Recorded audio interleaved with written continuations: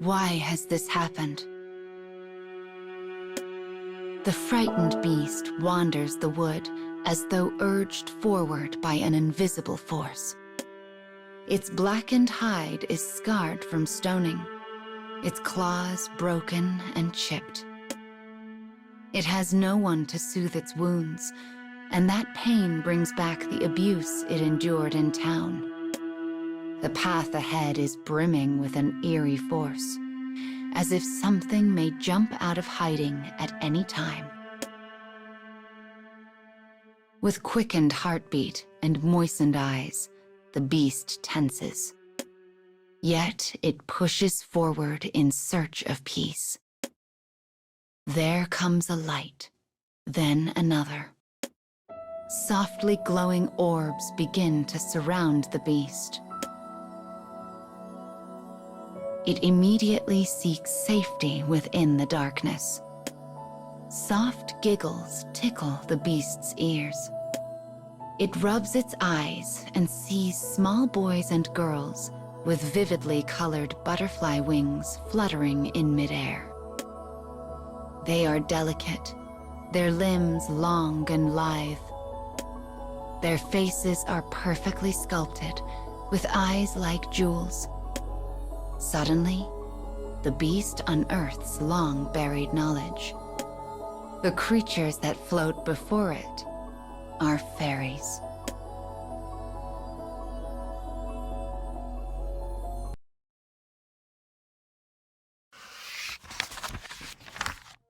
The beast musters its courage and speaks to the floating cluster of light. Are you Fae?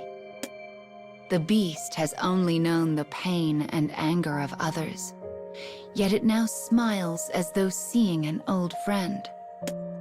As it does, it recalls an old saying.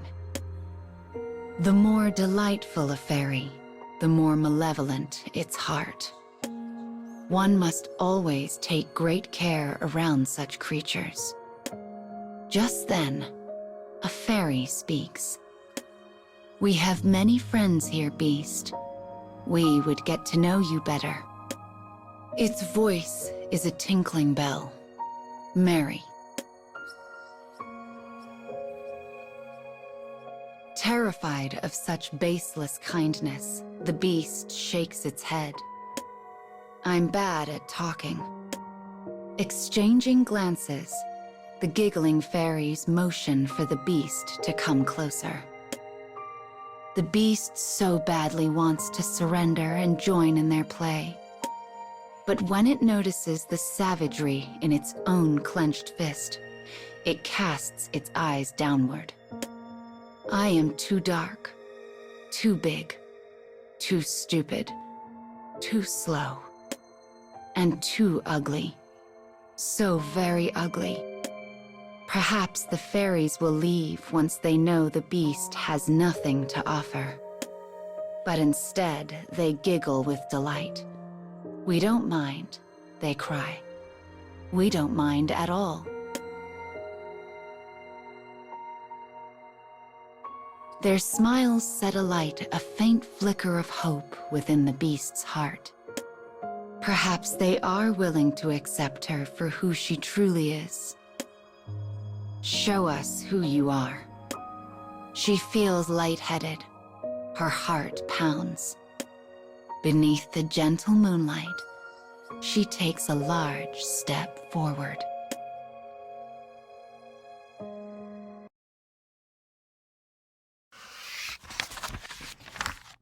The beast steps from the darkness toward the light of the Fae.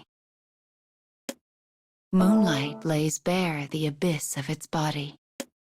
It timidly opens its eyes and beholds a gaggle of fairies. Their faces are twisted with sick delight.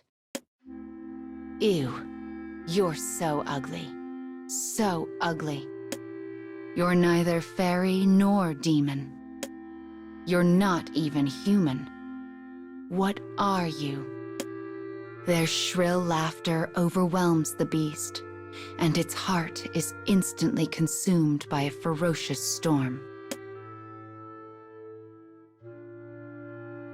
Fairies flit around the beast's nose as though emphasizing its hideousness.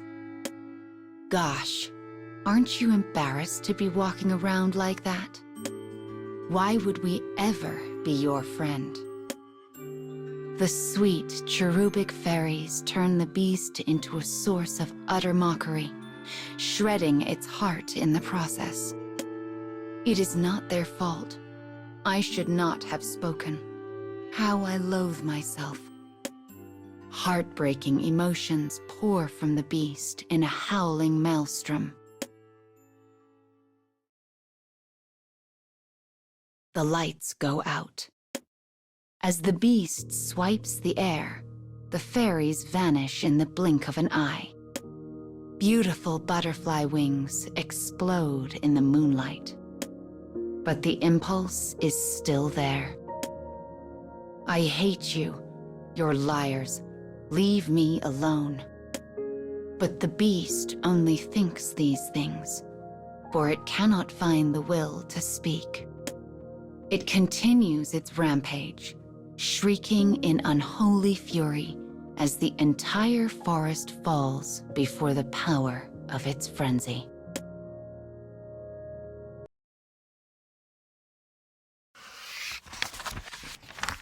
Time passes. How much, none can say. When the beast comes to its senses, it beholds a terrifying scene. Wings and limbs are torn to shreds. Small bodies lie on the ground, their faces frozen in fear. The beast is drenched in sweat. It cannot keep from shaking. The beast runs then, and as it runs, the remaining fairies give chase with furious rage. It runs and runs until its heart is near to bursting. Finally, it loses its pursuers and enters an odd, crumbling ruin. It is silent here. Even the insects are given no voice. At last, the beast stops shaking. It finds no jeers from the townsfolk here, no whispering of the trees. The tranquility is comforting. It offers an embrace gentler and warmer than any other soul could offer. The beast breathes a sigh of relief. In that moment, the beast sees a glint of light. It braces itself, thinking it another fairy. But it is only a distorted mirror. In it, the beast sees its own sharp claws and hideous face. You are neither fairy nor demon nor human, the Fae had said.